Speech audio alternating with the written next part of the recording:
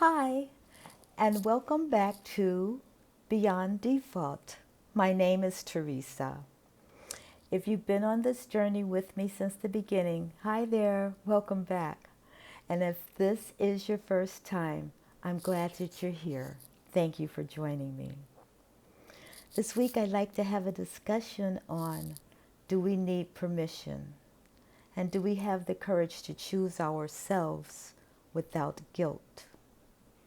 The prelude. The problem isn't nurturing. The problem is disappearing inside of it. For many years, I didn't know I had disappeared. In fact, I didn't even know it was possible.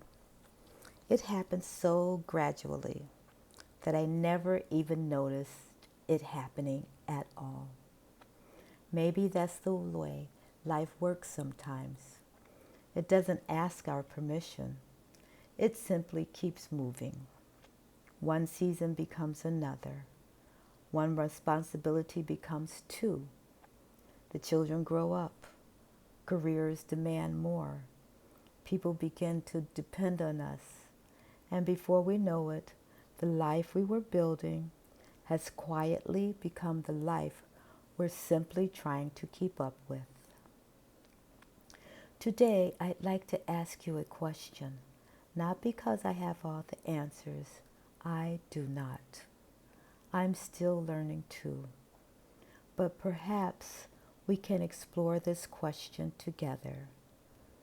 Do we need permission to choose ourselves? The quiet house. There was a day in the past I'll never forget.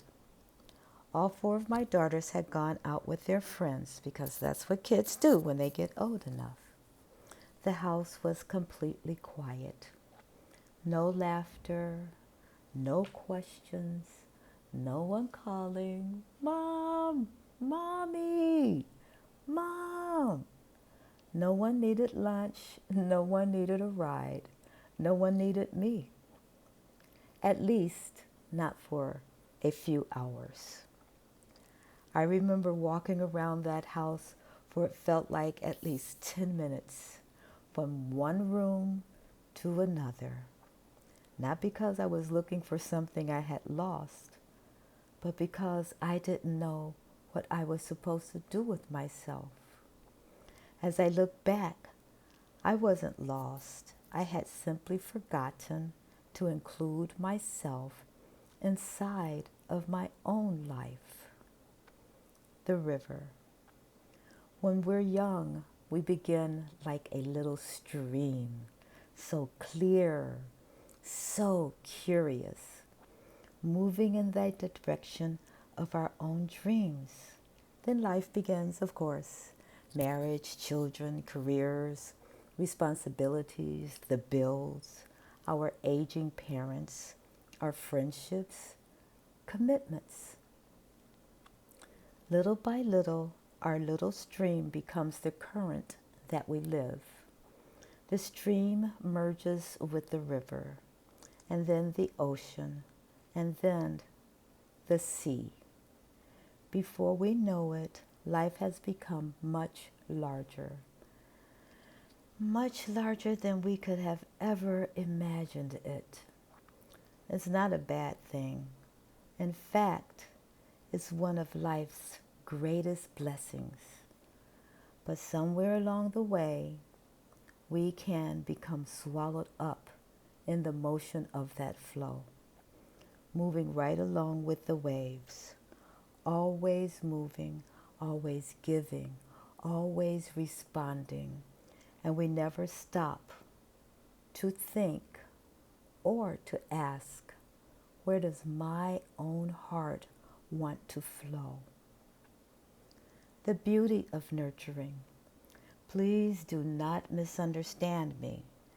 There is absolutely nothing wrong with nurturing. Nurturing is loving. Nurturing is protecting the ones that you love. Nurturing is encouraging. Nurturing is caring. The world needs far more of those beautiful acts of giving. Nurturing is one of the greatest expressions of love. The problem isn't nurturing.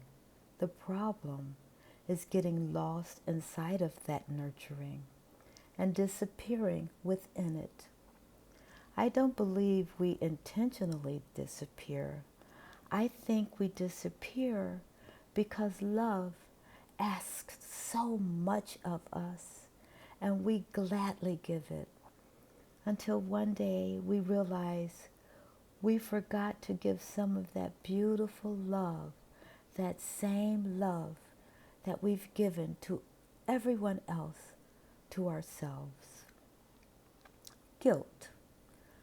The dictionary defines guilt as a feeling of deserving blame because we believe we've done something wrong.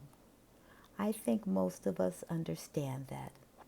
If we've hurt someone or broken our word or acted against our own values, guilt can be heart-wrenching and a great teacher. It calls us back to integrity. It invites us to make things right. But perhaps when we've done nothing wrong and we still feel guilty, what if I decided to spend an afternoon maybe just taking a nap or lollygagging around, walking on the beach or learning something new, building something with my hands, or reading a good book, or just being creative, doing something that simply makes me happy or makes me feel alive. I haven't hurt anyone. I haven't broken a promise. I haven't stopped loving the people around me. So why do I still feel guilty? Maybe the guilt isn't coming from something I've done. Maybe it's coming from something I have believed my entire life. Do I need permission? Can I ask you something? Are we seeking permission? And if we are, from whom? Who taught us that caring for ourselves meant caring less for everyone else? Who convinced us that choosing ourselves occasionally was selfish?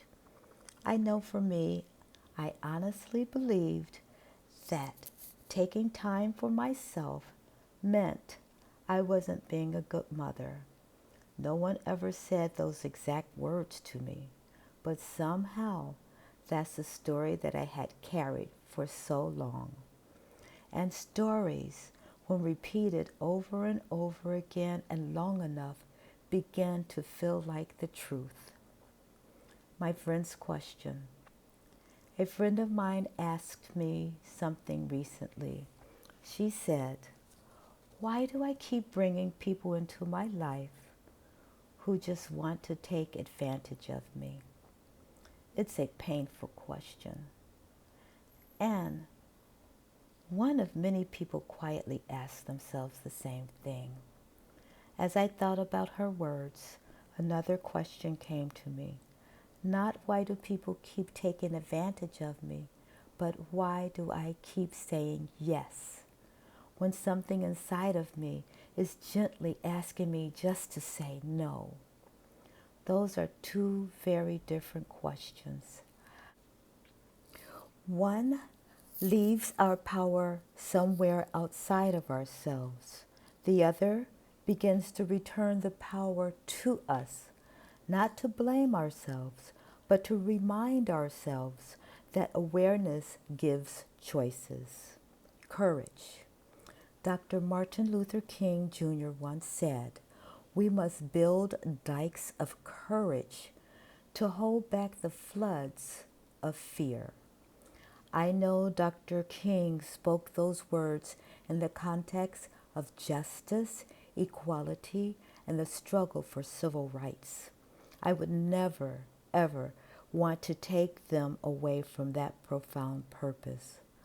But one of the beautiful things about wisdom is that it can continue speaking to us in different areas of life, because courage is courage. Sometimes the flood is outside of ourselves. Sometimes the flood is inside of ourselves. The fear that says, if I say no, they won't understand. If I choose myself, they'll think I'm selfish. If I change, people may not recognize me at all.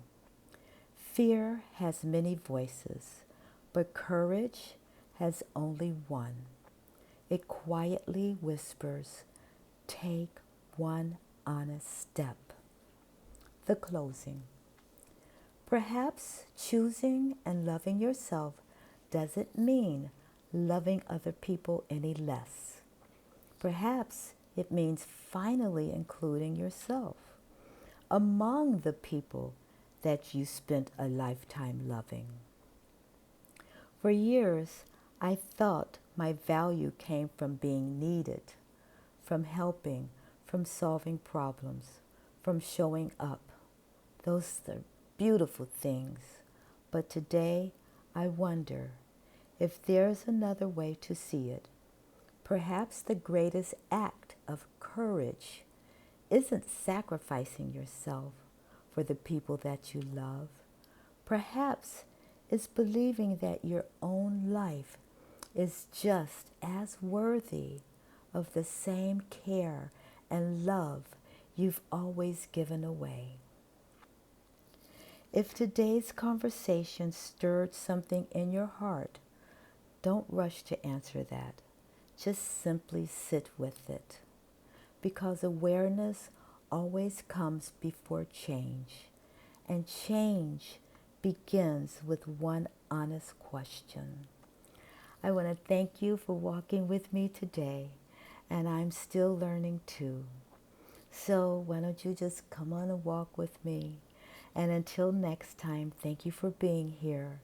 And always live with purpose, live with meaning, live with intention, love yourself, and let's move beyond default. I will see you next week.